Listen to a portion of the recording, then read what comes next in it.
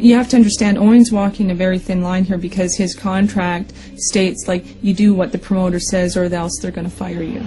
Sting was one of WCW's biggest draws, and so he was another target for the Blue Blazer storyline.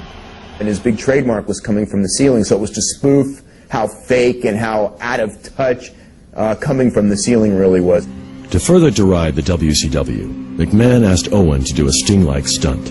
He was to come down a cable, superhero style, but end up playing the fool. Owen didn't like heights, but he reluctantly agreed. And he said, you know, they want me to do this stunt, and I'm kind of don't feel right about doing it. And I said, well, don't do it then. And he's like, well, you know, I have to do it. Like, I can't get out of it now. He was supposed to land in the ring and get unleashed and actually walk forward and trip and fall down. That was kind of like, this whole thing was done for that moment. A couple of days before Owen was to leave for Kansas City, the family made a visit to their new home. They were 1 week away from moving in. Then it was time for Owen to leave. He was in such a rush. And I never wanted to kind of get in the way. Like, he was hurrying, he had his bags, he was trying to get his boots on and get the car keys and get Oj in the car. And so I said goodbye to him. I just remember he was down, he was putting his shoes on, and he was bent over, and I just kind of like hugged him quick, and I kissed him on the cheek really quick just so I wouldn't get in his way. And he grabbed me by the arm and he pulled me in and he gave me a kiss right on the mouth. And I thought, you know, it was so nice that he did. And I thought, geez, like, that was nice because I know you're in such a hurry. And it was like the last kiss that he ever gave me.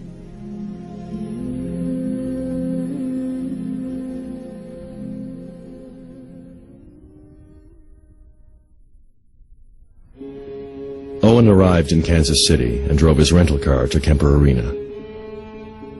He got there early so he'd have lots of time to prepare for the show, a pay-per-view billed as Over the Edge.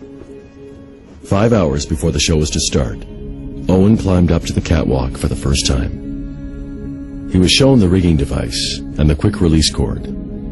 It would take less than 9 pounds of pressure to snap Owen out of his safety harness. Less pressure than it takes to pull the trigger of a gun. Owen practiced the stunt once and then went backstage to get dressed. An hour before the show, he bumped into Hardy Race. I saw Owen coming down the ramp, and I went over and was chatting with him back and forth, and Owen was telling me that he had a new rigging and he wasn't really comfortable with it, but he was going to do it. I have personally seen the harness and the hook device, which was to have suspended him 80 feet high above Kemper Arena. It is a contraption which we allege in our lawsuit was grossly inadequate and ill-suited to hold a 230-pound man such as Owen Hart. This is a stunt that's performed on a routine basis in any number of venues. Owen was simply to descend into the ring in superhero-like fashion. Why was he not on a belay line or some other backup line, which is normally used for anybody that's using the rigging? That there would be a safeguard that someone would control. I'm not an expert on rigging. I guess you are. Well, it would appear that there were no precautionary measures taken. Why not? First of all, I resent your tone. I resent sarcasm.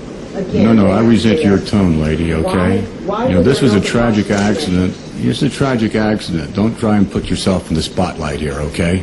This was an accident. Do you understand what I'm saying? An accident. And everything that should have taken place in terms of rigging, to our knowledge at this moment, did take place. It was rehearsed in the afternoon, and everything was fine.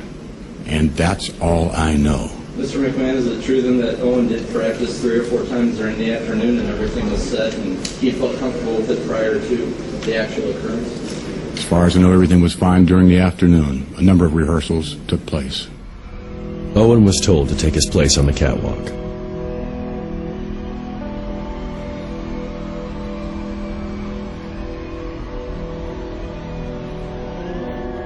Dressed in coveralls to hide his blue blazer costume, He ran up through the crowd to the top of the arena. He climbed a wooden ladder and ran across the catwalk to where the riggers were waiting. He quickly dressed, put on his mask, got into the nylon vest, and was connected to the rigging device. Then he was swung out and suspended high above the crowd, awaiting the cue to descend. He must have been scared.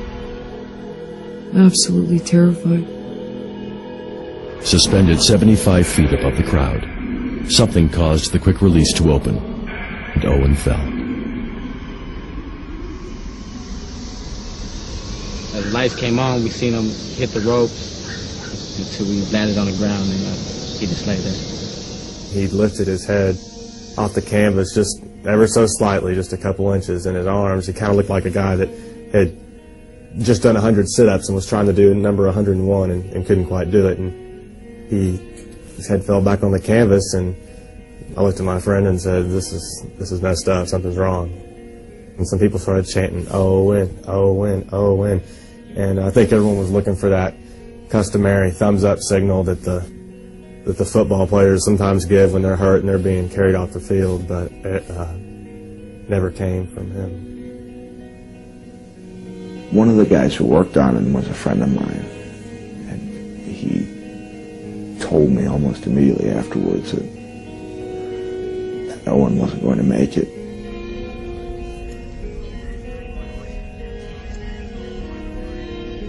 All Owen's friends are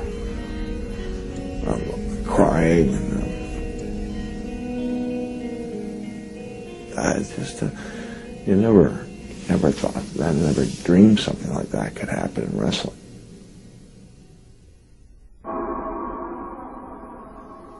The phone rang.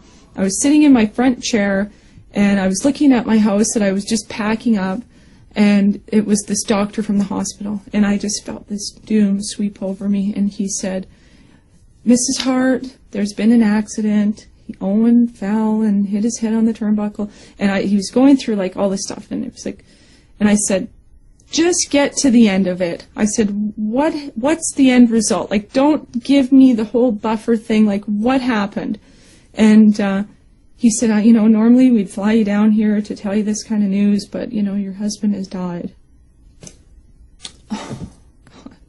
I just melted into that chair. Like, I just couldn't believe it.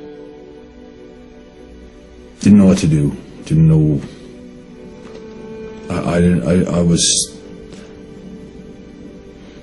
I kept thinking that it was such a crummy ending for him, for my family. The Harts already knew something was wrong. They were waiting anxiously for more information, and when the phone finally rang, Helen answered. I said, Helen, I don't know how to tell you this. I really don't. Like, this is the hardest thing I've ever had to do in my life. But I am so sorry to tell you that your son has died. And I can't believe that it's true, but it is. I said, no. Of course, all the no's in the world couldn't change anything. For my father's sake, I think if you could have had it not happen in any way associated with wrestling, it would have been something you could at least bear. I can't recall actually getting so overwrought that I would sob or cry, but I think we all suffer inside.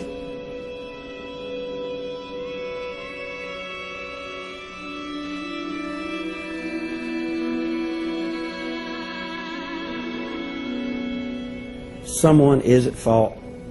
Should the business competition be so fierce between these two companies that the wrestler's life, their future, is in jeopardy? How many millions can a company make? How many billions is enough?